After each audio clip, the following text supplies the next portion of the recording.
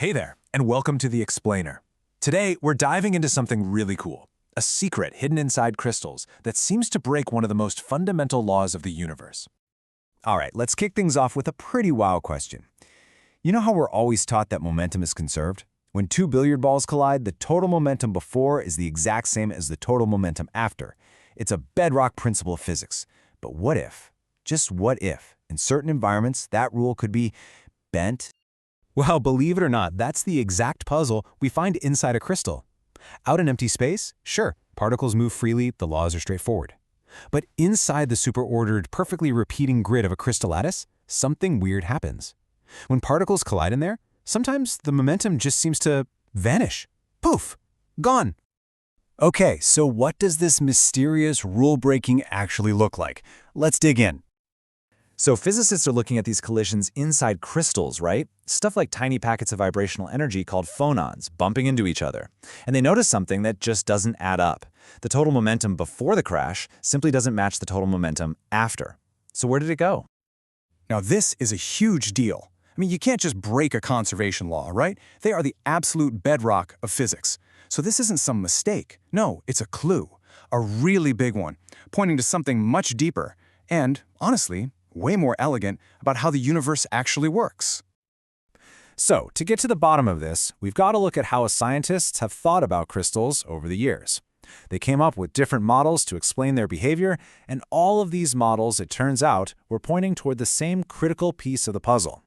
You've got these three big models, the Einstein model, the Debye model, and the macroscopic model. Now, they all had their own spin on how energy and vibrations are related inside a crystal. They definitely had their differences, but they were all trying to describe the same fundamental reality of these incredibly ordered structures. And here's the kicker, the one big idea that ties them all together. The key that unlocks this whole thing is the one feature they all had to deal with. The crystal itself isn't random. It has a perfect, repeating, periodic structure. The same pattern over and over and over. And that pattern, as we're about to see, is everything.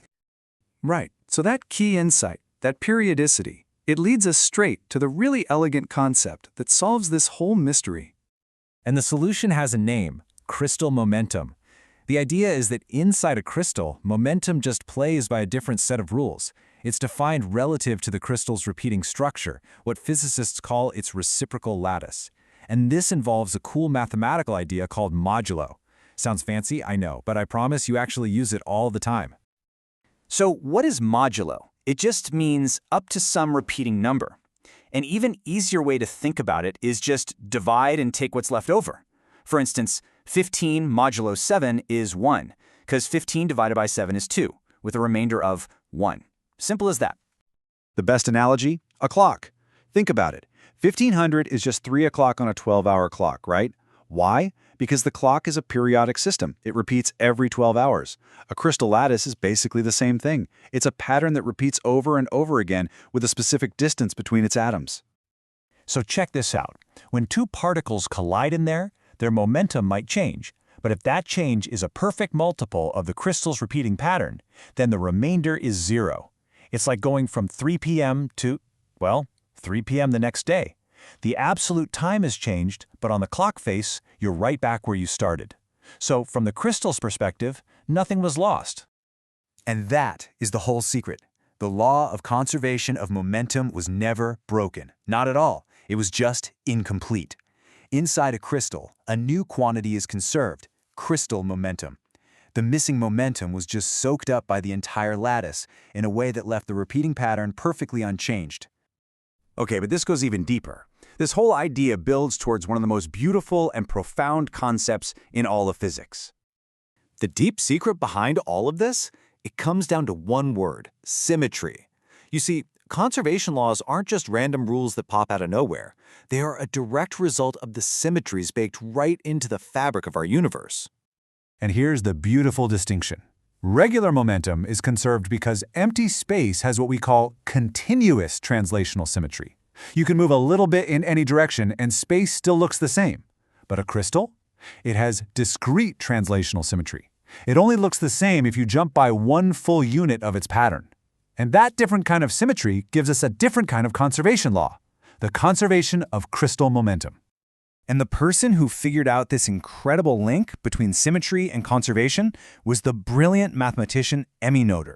I mean, Albert Einstein himself called her the most important woman in the history of mathematics. Her theorem is literally the foundation for so much of modern physics, explaining where these fundamental laws really come from. And hey, this isn't just some abstract idea for a blackboard. Understanding crystal momentum is absolutely essential for solid-state physics. We're talking about the science behind every transistor, every semiconductor that powers your phone, your computer, basically our entire digital world. Without this insight, none of it would be possible. All right, I know that was a whirlwind tour, so let's slow down and recap the most important takeaways from all this. Okay, number 1, a system's symmetry is what dictates its conservation laws. 2, because a crystal has that repeating or discrete symmetry, normal momentum isn't what gets saved. Instead, it's crystal momentum. And that means, and this is the cool part, that different values of momentum can be physically the exact same thing from the crystal's point of view, just as long as they differ by a multiple of its repeating pattern. And that leaves us with a really fascinating thought to chew on. We just saw how a simple, repeating crystal can completely redefine one of the most basic laws in physics. So it really makes you wonder, doesn't it? What other incredible secrets, what other new rules are just hiding in plain sight in the materials that build our world?